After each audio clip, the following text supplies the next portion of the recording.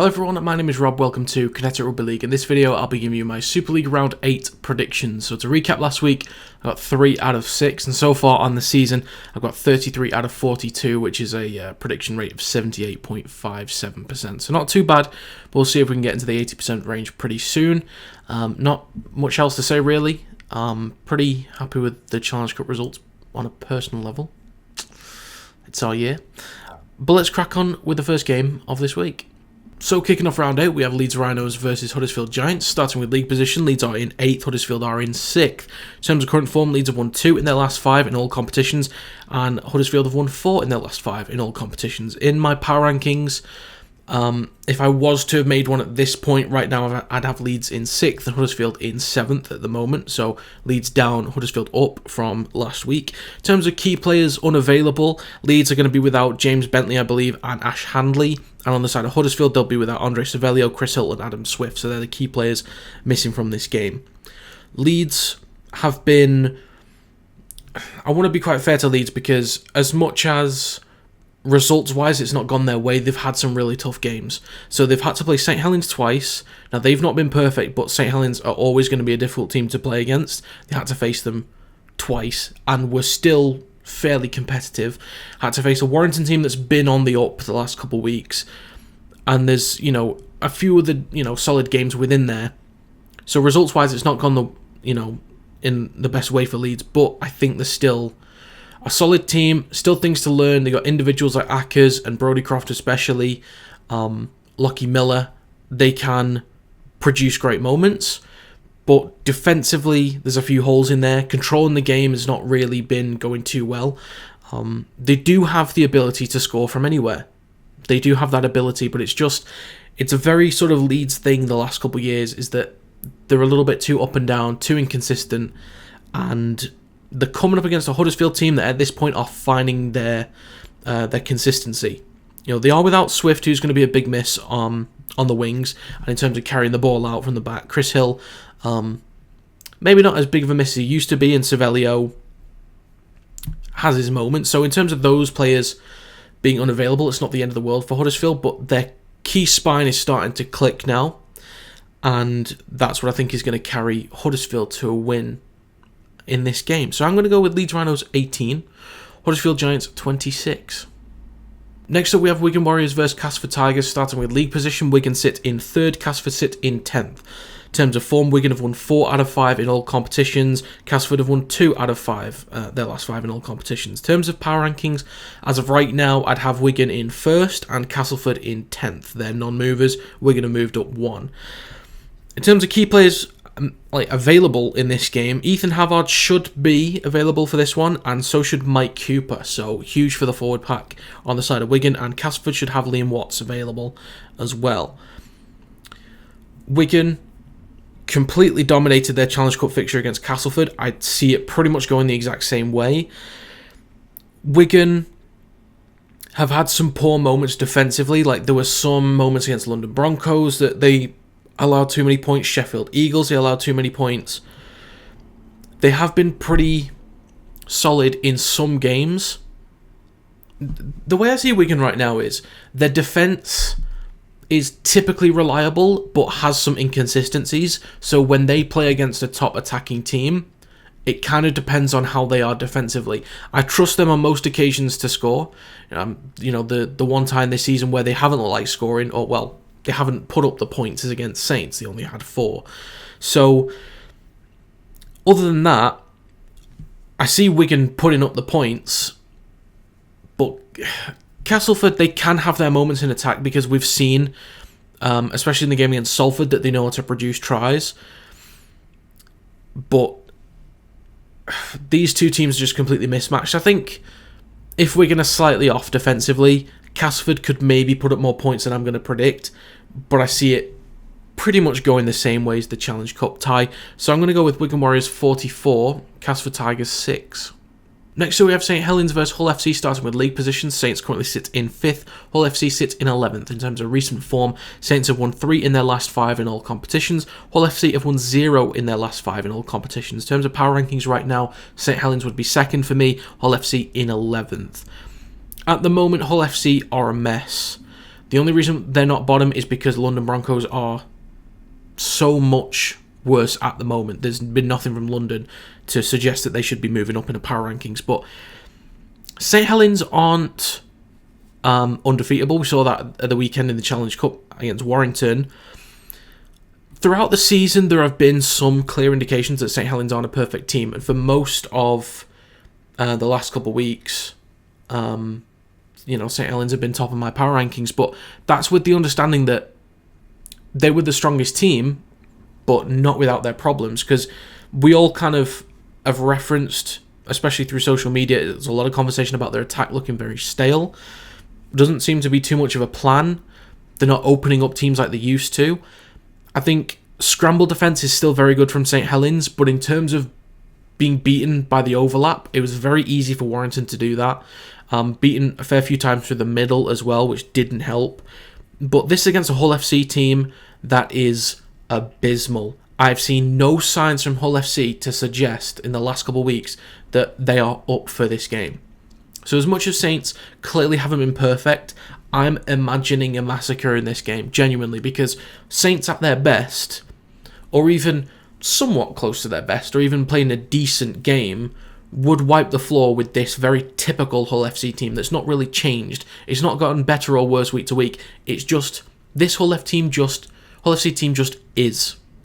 It is what it currently is, and it's not getting better or worse. And it's poor. So compared to a Saints team that even if they're a little bit off, I think they will batter them. So I'm going to go with St Helens 36, Hull FC 0. Next up, we have Warrington Wolves versus Leigh Leopards, starting with league position. Warrington currently sit in second, Leigh sits in ninth. In terms of current form, Warrington have won 4 in their last 5 in all competitions. Leigh have only won 2 out of their last 5 in all competitions. In terms of the power rankings right now, I'd have Warrington in 4th and Leigh Leopards in 9th. Looking at players in and out, for Warrington, there's only 2 names to mention. Paul Vaughan is hopefully coming back in, and Ben Curry is going to remain out for this week, I believe. On the side of Leigh Leopards, brace yourself for this one.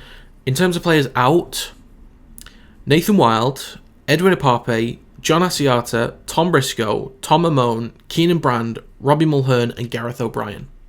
Now, there's the understanding there that some of them are to be confirmed, some of them might be a little bit closer, some might get rushed back in, but as of right now, from what I've seen and the research I've done, these are guys that all could potentially be out. Of course, Edwin Apape, I think, still has a few more weeks to go, and Tom Briscoe as well, I think, has a few weeks, but that's, considering this Leigh Leopards team is already pretty low on depth, that's a lot of players to be out, and for no one to potentially be coming back in is a real struggle. Now, we'll say, for Leigh's effort against Hull Kingston Rovers, we know how solid Hull KR are on both sides of the ball, and for Leigh to be as resilient, as quick, as aggressive as they were to really take the fight to Hull KR was impressive. And, they've got that culture within that team. They've got individuals, Lachlan Lamb, Matt Moylan, Gareth O'Brien when he is available, but Zach Hardacre, Josh Charnley. They have really powerful, effective players. And I'm imagining that there's going to be a hell of a fight from Leigh in this game. I don't think they'll have the quality given the players that are missing, especially compared to their opponents, which I'll get onto in a moment. But Leigh, they'll show some fight, they'll show some desire, but in terms of execution, it's going to be very difficult to do. On the side of Warrington, very unexpected performance against St Helens. I always had faith that we'd get the job done, but I wasn't expecting that. I really wasn't. The way that Warrington were spreading the ball, they kind of, they play a very flat style. That's not really something I like, but that's what the Rabbitohs do in the NRL. That's what Burgess has come from, and he's adapted that style. The Rabbitohs, when they get that right, that flat style, it's brilliant to watch. So he's clearly matched what Warrington's style has been the last couple of years with Powell playing the flat style, and he's getting them executing perfectly. Warrington can beat teams through the middle. They're starting now to execute well when spreading the ball, because it used to be just passing the ball one by one, making George Williams kind of do everything, but it doesn't feel like it's on his shoulders anymore to have to make every single moment count. A little bit of that weight can be taken off by Leon Hayes, a little bit by Ben Curry when he's playing in that 13 role. Unfortunately, he won't be available, most likely. And Also, Matt Duffy getting his hands on the ball a lot now. You know, the most meters made in the league, or the highest average meters, most carries. And I think he's got the most try involvement, 7 tries, 7 assists in the league so far. So Warrington will be able to attack Leigh in every single area. So where they've got deficiencies on the wing, missing Tom Briscoe, through the middle, missing Apape, Asiata, Robbie Mulhern, they'll attack them through the middle and on the edges. And Warrington are really starting to execute in all areas now. Defensively, really resilient against Leeds. And then again, St. Helens, like backing those performances up defensively was really impressive.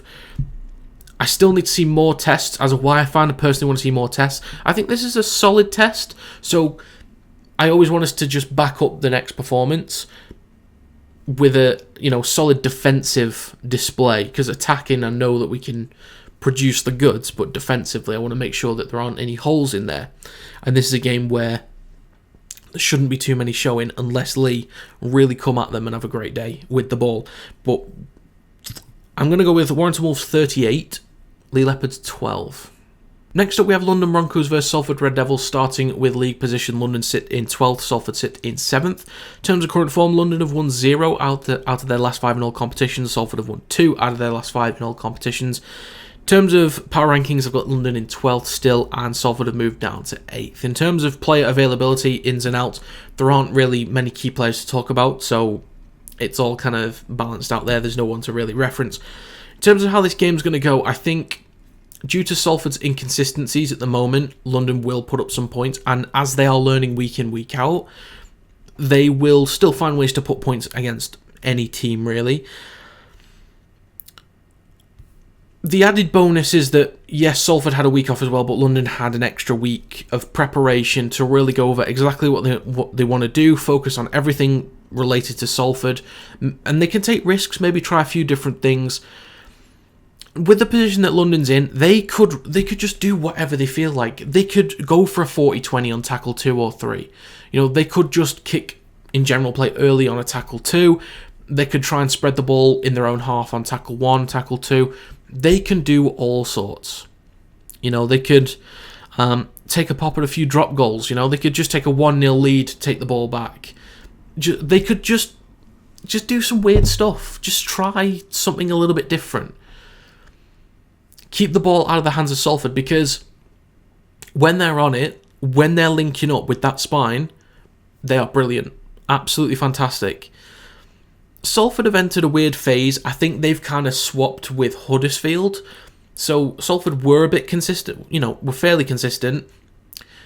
Huddersfield were a bit up and down, and they've now swapped. Huddersfield are finding their consistency, and Salford are now up and down. So we don't really know what Salford we're going to get, but given the deficiencies for London, I think Salford's just going to be in control this game. I think they'll be fine. I don't think they'll hold London to 0, because they've been poor defensively, and London, they have chipped away at teams, in a few games this season, but I think Salford will be in firm control this game, and should run away with this one. But I'm going to go with London Broncos 10, Salford Red Devils 40. Finally, for round 8, we have Catalans Dragons versus Hull Kingston Rovers, starting with league position. Catalans sit in 1st. In the Super League ladder, Hull KR sit in 4th. In terms of recent form, Catalans have won 4 in their last 5 in all competitions. Hull KR have won 5 out of 5 in their 5 in their last 5 in all competitions. In terms of my power rankings, Catalans have moved down 1 into 5th at the moment. Hull KR still remain in 3rd place. In terms of player availability, these are the players out for Catalans. Some of these are still long-term, but some of them are new. Siasiwa Takiaho, Manu Ma'u, Julian Bousquet, Jordan Desiree, Mickey McAlorum, and Jordan Abdul are all considered out at the moment. Some will be questionable.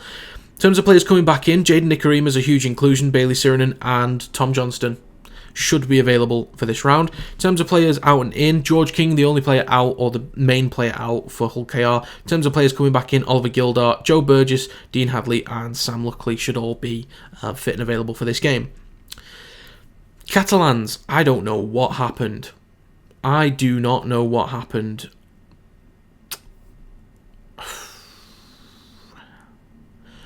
They just fell apart. They really did just fall apart. Now, granted, the Giants can put up some, they can put up some good numbers. We've seen it so far this season, but given what Catalans have done this season, the competitive games that they've had to go through so far this season, I would have thought they'd be okay. I'd expected a challenge from Huddersfield, but not to just be completely dominated like that. I mean, we saw as well that Warrington did it against St Helens, so it's possible. It's not the only time there's been an upset this season. So, but Hull Kingston Rovers right now, I think with the personnel that they've got, we've seen that Hull KR can play in those gritty games where they really have to grind out those wins. It's not going to be pretty. It's going to be very, very ugly, but they know how to grind out those games and come up with the wins. So this is I'm kind of expecting a really gritty performance because Catalans, even without Jordan Abdul, they do have individuals like Arthur Morg, Theo Farge, I think Cesar Rouge, very underrated player. They've still got individuals that can control the game and create great moments. And if Jaden Nikarima is available as well, he can be a top player in this league. But yeah, Hull KR I think will be able to withstand what Catalans can throw at them.